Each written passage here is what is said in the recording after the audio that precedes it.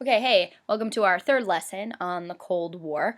We're going to look at today how the Cold War impacted Latin America. So please make sure you have this worksheet out with you, as well as this worksheet here, because we're going to go over some stuff here and end with Nicaragua and Guatemala. So that's what we're going to look at today is the impact of the Cold War on Latin America. And then the next lesson will be about beyond Latin America and the rest of the world, how the Cold War impacted that. Okay, so let's get started. What I want to start with is Cuba.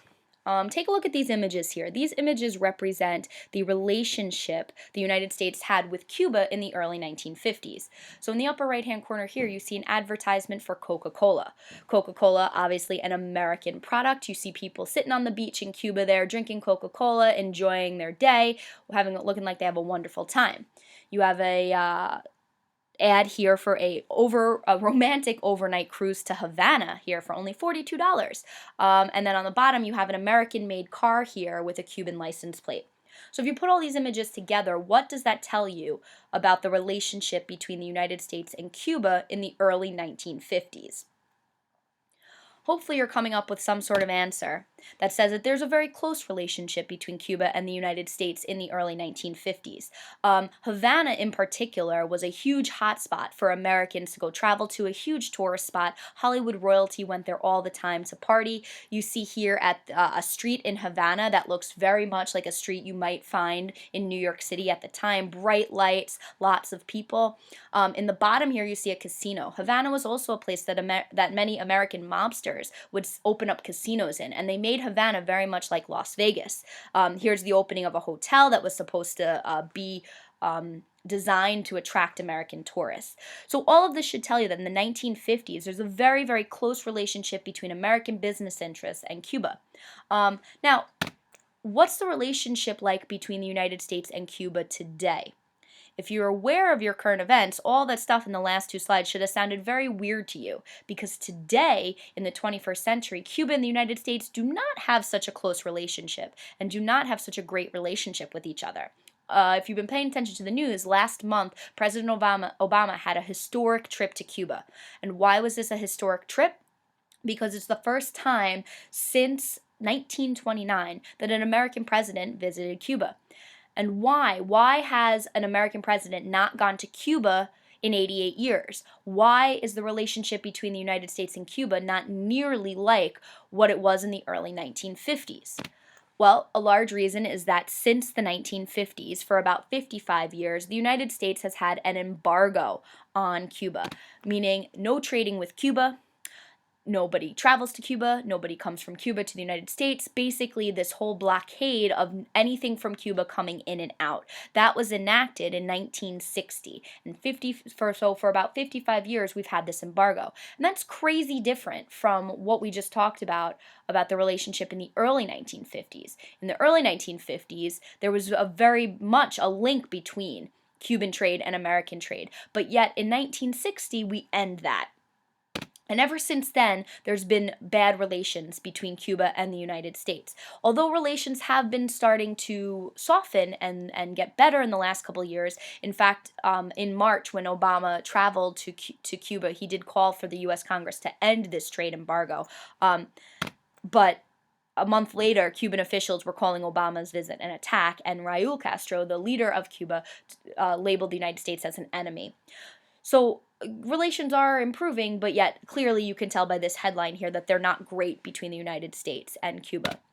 So the question is this, what I want to start this lesson with is why did this happen? How do we go from the 1950s with Havana being the hottest spot for American tourists to go to, with Coca-Cola ads all over Cuba trying to attract people to buy American products, to now having this really awful relationship where there's no trade, where there's an embargo? What happens there to cause this drastic difference? The simple answer is that in 1959, there is a communist revolution in Cuba. A communist government takes over, Cuba gets drawn into the larger conflict of the Cold War, and communism, being the enemy of the United States, explains why this embargo was enacted a year later. So that's what we're going to talk about in this lesson here, is how did the communist revolution happen, and how did it play a role in the larger Cold War relations between the United States and the Soviet Union. All right, so first a little background, a little review on Latin America, because we're going to be talking about Cuba mostly here, but we're also going to talk about a couple of other places. And we are generally looking at how, in general, Latin America was dragged into the Cold War conflict. So you can either write these notes down on a sheet of loose leaf paper or somewhere if you want to have them just to pull back on. It's a great review for Latin America. So remember, Latin America was this area here that was controlled largely by the Spanish Empire. Brazil was Portugal was a Brazilian colony. And in the 19th century, many of these nations gained independence from their former colonial leaders. But even with independence, you should recall that Latin America became what we call single export economies, that a lot of these areas focused on just exporting one natural resource, coffee or fruit or sugar, oil, whatever it was. So these economies depended on exporting these goods to industrialized nations. So that means that Latin America itself, although they were very important to Western business interests, did not actually industrialize themselves. Latin America formed a close relationship with the United States going back to the Monroe Doctrine. I like to say the Monroe Doctrine says Europe don't come a knockin', basically meaning that President Monroe in the early 19th century made it clear to European nations that Latin America is under the jurisdiction of the United States, and that they would do anything it took, including military force, to keep Europeans from interfering in the relationship between the United States and Latin America. Later on, about a few decades later, President Theodore Roosevelt issued a corollary to the Monroe Doctrine, which basically reaffirmed the United States' commitment to protecting their interests in Latin America, and that extended to this good neighbor policy. All of these things reaffirmed the connection between the United States and Latin America. And what is that connection between the United States and Latin America? Well, it all comes down to U.S. business interests. The United States had a lot of business interests in Latin America, and they were willing to use force to protect those interests. Now, again, remember, for Latin American countries, this is basically a one-sided interest with the United States. They remain dependent on just exporting these single exports, and when these exports aren't available or when the economy is not in demand of these exports, the economies of these Latin American nations would decline, which led to underdevelopment in a lot of Latin American countries. So that's kind of the big idea to remember here going into the Cold War. Okay, so let's look on our worksheet here where it says the Cold War in Cuba. So after Cuba won its independence from Spain during the Spanish-American War of 1898, the United States remained involved in Cuban affairs under the terms of the Platt Amendment, which provided for the presence of U.S. military bases. During the following decades, the Americans invested heavily in Cuban businesses and plantations, but those investments generally only made the wealthy very rich with little or no benefit for the masses of peasants. By the 1950s, about 3/4 of what Cuba imported came from the United States.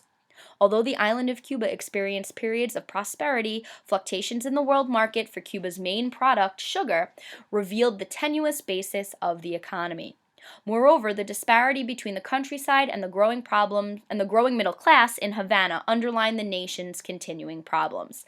So, Americans, just like other places in Latin America, had a lot of business interests in Cuba. Especially in their plantation economy. But as you see, for the most part, the peasants, which were mostly the people in Cuba that lived in the countryside, they did not benefit from this growing U.S. economic investment. In fact, basically the rich got rich and the poor got poorer here. A lot of the reason for this is because of American investment in Cuba. So this, again, if we go back to what we started this lesson with, this explains why there was such a strong relationship between the United States and Cuba in the early 1950s, why Coca-Cola is being advertised, why American cars are being sold there, is that there was a lot of interest in American business being sold in Cuba.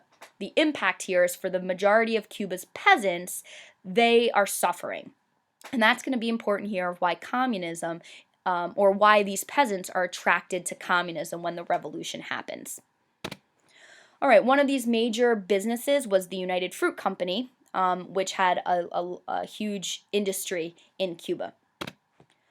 So this cartoon here represents the relationship between the United States and Cuba in 1950. You can see Uncle Sam there. He looks greedy. He's got his claws, and he's trying to take Cuba for himself. That represents the relationship with America and Cuba during the beginning of the Cold War. So in your notes here, you can fill out in that box Cuba's relationship with America, that by the late 1950s, U.S. financial interests included 90% of Cuban mines, 80% of its public utilities, 50% of its railways, 40% of its sugar production, and 25% of its bank deposits. Something about $1 billion American dollars were invested in Cuba somehow.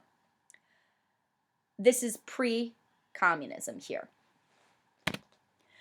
All right. The government of Cuba was a dictatorship under Batista. Batista came to power in 1934 and he promised major changes for the Cuban people. However, when he said major changes, he meant that he was going to rule as an authoritarian, corrupt dictator. However, despite the fact that he was a corrupt dictator, the United States supported him. That sounds crazy. Why would the United States support an authoritarian dictator? Well, look at what you just wrote down about Cuba's relationship with America. There's a lot of money invested in Cuba. This guy, he wasn't communist, he was allying with the United States, and he was willing to protect American business interests there. So as long as he was protecting the American interests, they would support him as the ruler of Cuba. That leads us to the rise of this man, Fidel Castro. One of your terms to know, he is the most important figure here in this communist revolution that takes place. He comes from a wealthy planter family, and he was very active in student politics at the University of Havana. He became a lawyer and a candidate to the Cuban Congress in 1952. However, in that year, when he was running to be elected to the Cuban Congress, Batista canceled elections and reaffirmed his power as dictator. At this point, Castro decided to take up arms, and he promised democracy and to restore free elections to Cuba. And this is really the beginning here of this revolution in 1959. So we're going to pause here and we're going to watch a little short video that kind of summarizes how the communist revolt takes place in Cuba.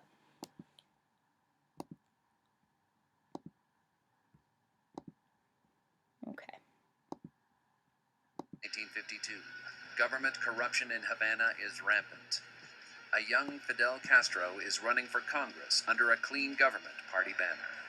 But just before Election Day, the self-appointed chief of the military, Fulgencio Batista, snuffs out the elections, pushes out the Cuban president Carlos Prio Socorros in a bloodless coup, and takes control of the island republic. July 26, 1953. Castro makes a reckless, radical move.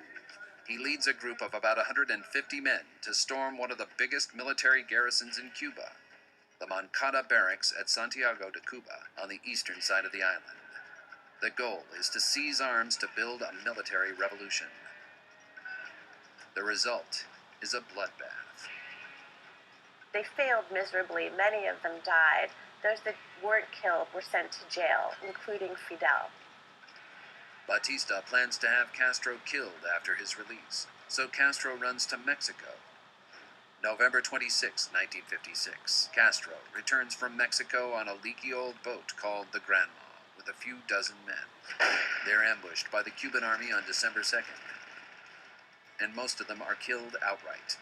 Castro survives, and with fewer than 24 others, he escapes to the Sierra Maestra Mountains. Here they hide for nearly 2 years, building a revolutionary army and developing their political philosophy and strategy. Throughout Cuba, people are growing more and more repulsed by the brutality of the Batista regime. He has jailed and killed thousands as he tries in vain to keep his grasp on power.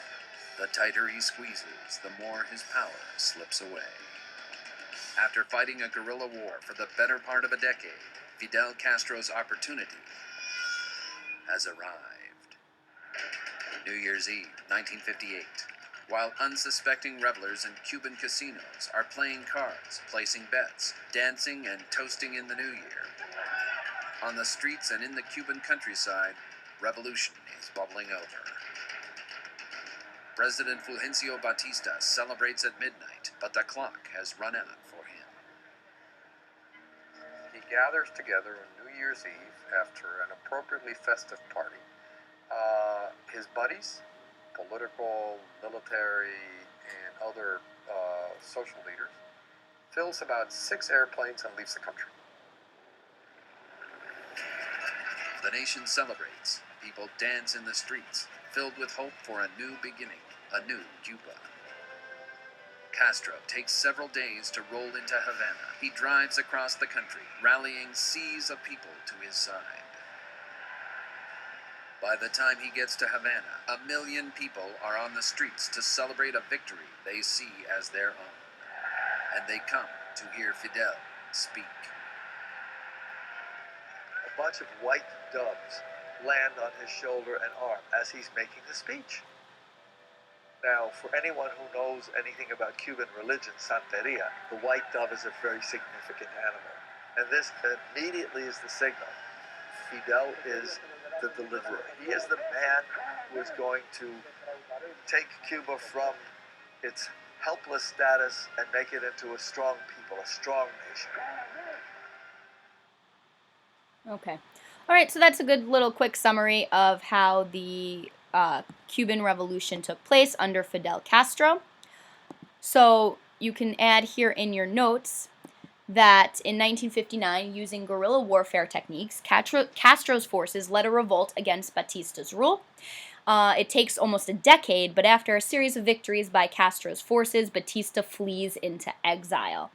And at that point, in 1959, Castro takes firm control of Cuba. Now, you saw in that video here is as he drove to Havana, he was gathering the masses supporting him. So remember what we said earlier is that that even as a small group of Cuban middle-class people were getting wealthier because of American business investments there, the vast majority of peasants in the countryside were suffering. Castro uses this to his advantage. Remember, when people are desperate, they're willing to throw their support behind someone who promises to make it better. In Cuba's case, that man is Fidel Castro. So let's move on to Castro's rule. Castro immediately expropriates foreign properties. What that means is he basically takes all of the stuff that belongs to foreigners and he takes it away from them, and he makes it now part of Cuban property. He also when he expropriates those foreign properties, he puts it under under the control of the Cuban government. So that's important to understand here, is that he kicks out the foreigners, kicks out the American businessmen. All those properties now belong to the Cuban government.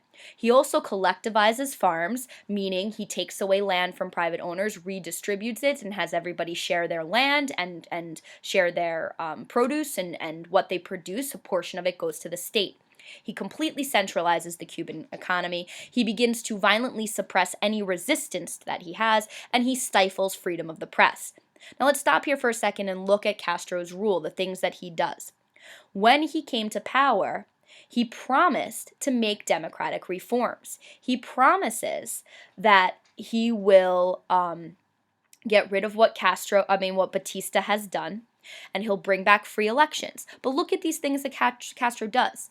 Are these truly democratic reforms? What type of reforms are these? Some of these things should look familiar to you. What does it look familiar? Why does it look familiar? Who are his policies similar to? Well, especially once the collectivized farms happen, you should be thinking right now his policies are similar to Stalin and Mao Zedong in China. So essentially what Castro is doing here is he's instituting a communist government. In 1961, he completely breaks off relations with the United States and now establishes strong ties with the Soviet Union. So here's your answer to what we started this lesson with. How does Cuba go from in the 1950s being this place of beauty and wonder to Americans, this place of opportunity, to a place where now our president is an enemy and not really completely welcome to go there? Largely because of this communist revolt in 1959 and the breaking off of relations. So now the United States has an issue and has a problem here, is that Cuba is 90 miles from Florida, 90 miles off the coast there. Now you have a communist government right in place, right in America's backyard, and a communist government that now has strong ties with the Soviet Union. And this is going to cause some issues and conflicts in the 1960s. So stop here for a second and read this document and answer the question below. That according to the document, what did the United States discover in Cuba, and how does this relate to the larger Cold War?